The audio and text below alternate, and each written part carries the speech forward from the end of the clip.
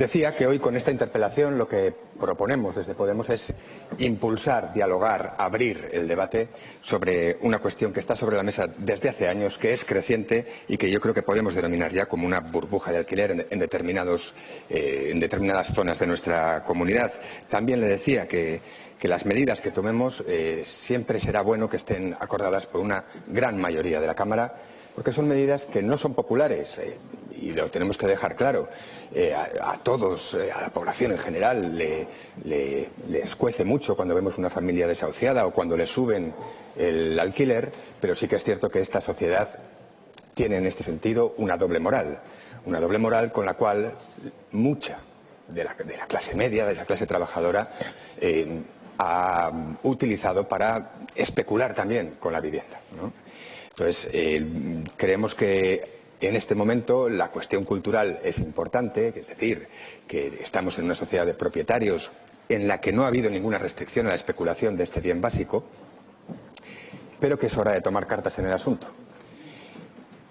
El mercado de las hipotecas, la crisis de los desahucios, una de las cuestiones más relevantes que incluso trajo a Podemos a esta Cámara y a la política, la crisis de los desahucios fue contenida por el Banco Central Europeo, bajando los tipos de interés y el Euribor a un 0%, es decir, prestando dinero a cero, interviniendo en el mercado hipotecario a fin de que aquello que empezó siendo una enorme crisis social no acabara siendo una revolución o una revuelta popular por muchos países europeos.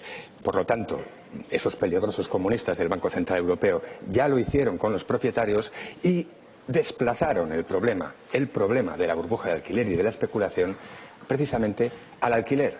¿Qué ocurre? Que en el alquiler nos estamos encontrando con la gente que no tiene el acceso a una hipoteca y están en peores condiciones mensuales que los propios portadores de una hipoteca. ¿Quién se está haciendo uso del alquiler hoy?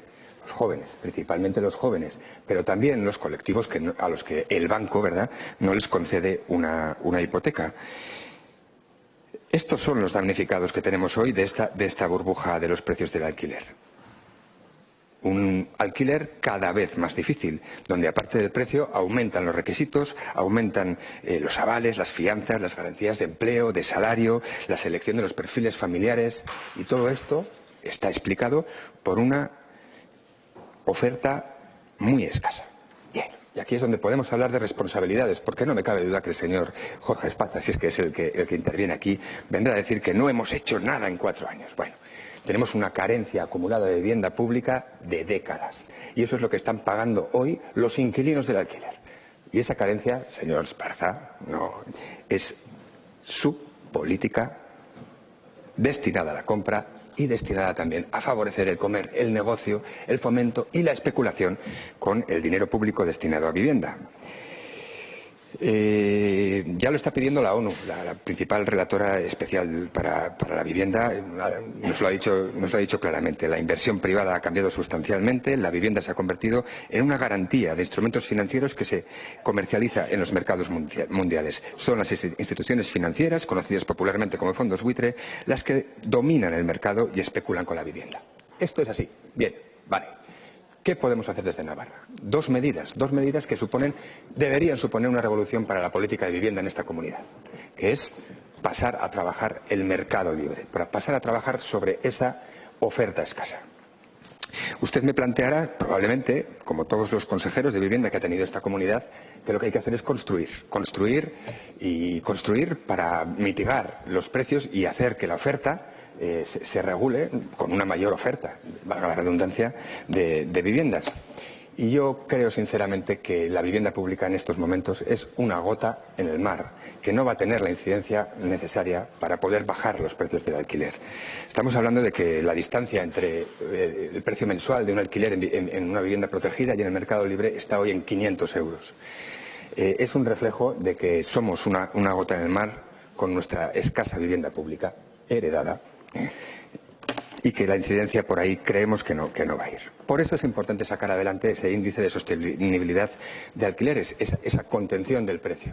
Y aquí es donde muchos razonamientos vienen a decir que eso va a disminuir la oferta. Podría ser que disminuyera la oferta, pero si trabajamos otra medida de forma colateral, como es el censo de vivienda vacía, donde movilizamos a través de sanciones precisamente a quien deja su vivienda vacía, estamos haciendo dos movimientos a la vez. Contener el precio de la vivienda por un lado y penalizar el uso antisocial y la vivienda vacía por el otro. Por lo tanto, no tiene mucha lógica que la oferta se reduzca, porque de ninguna manera tener el piso vacío sería rentable. Sacamos adelante con mucho esfuerzo, ya le digo yo que desde el 2015 estábamos pidiendo aquí la ley de derecho subjetivo a la vivienda, el programa Emancipa y David. Y somos pelmas, nosotros no vamos a parar. A algunos parlamentarios les irrita, ustedes estando en el gobierno, ¿por qué interpelan al propio gobierno? Bueno, porque entendemos que es aquí donde hay que hacer el debate público y también entendemos que los acuerdos tienen que salir reforzados. El programa Emancipa y el programa David están teniendo un impacto diferente. Desde nuestro punto de vista, diferente.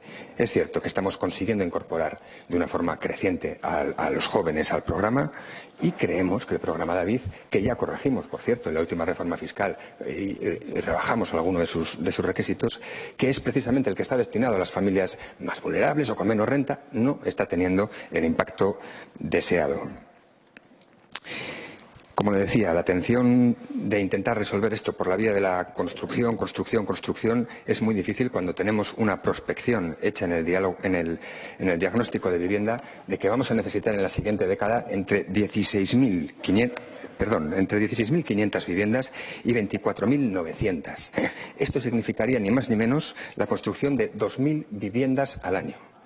2.000 viviendas al año, poniendo de media que cada una cuesta construirla 100.000 euros, estaríamos hablando de una inversión de 200 millones de euros al año en construcción de vivienda pública. No nos llamemos a engaño, esto no lo vamos a poder conseguir. Lo que hay que hacer es intervenir en el mercado y pinchar la burbuja del alquiler. No nos queremos, ya veo que me quedan 2 minutos, cuando hablaba del censo de vivienda vacía, hemos visto en la última encuesta del Nasdaq sobre parque de viviendas, vemos que hay mucha vivienda vacía, vemos que solo está ocupado un 77% de la vivienda en Navarra y que si nos vamos a la distribución geográfica, en Pamplona hay un 14,5% de vivienda que hoy es vacía. Pero si nos vamos al Pirineo hay un 43%, al Prepirineo un 33%, en la comarca de Sangüesa un 26%. Cualquier medida que tomemos para poder incorporar esos nuevos hogares, que son entre 16.500 y 24.000, en la próxima década, será positiva.